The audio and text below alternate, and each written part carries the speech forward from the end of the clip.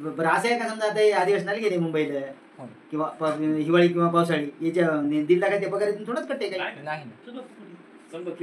यांच्या सगळं free coffee राहणं कपडे धुणे सगळी व्यवस्था असते सगळी मग अजून काय देईल हो आपण चांगल्या म्हणा बच्चू कडून फाळलं नाही ना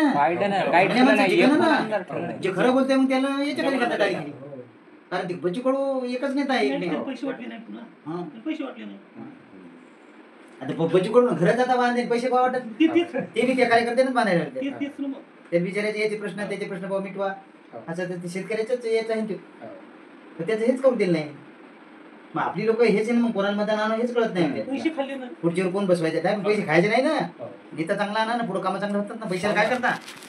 पैसे खाऊन किती दिवस आता जर पैसे आपण खाल्ले आपले 5 वर्ष फुकट गेले ना आपण काहीच होणार नाही तुमच्या 5 वर्षात काय 2 दिवस 1000 रुपये तुम्ही आपल्या घरात 5 मत आहे आता 5 मताचे 1000 रुपये आपण 5000 रुपये घेतले 5000 रुपये किती पुरतील तुम्हाला झालं बाकीचं तुमच्या खिशातून आणणं मागे ना पण आपण 5 वर्षांना मागा आलो ना त्या 5000 रुपये 5 वर्षांना मागा आलो आपल्या म्हणजे 1000 1 साल पडलं आपल्याला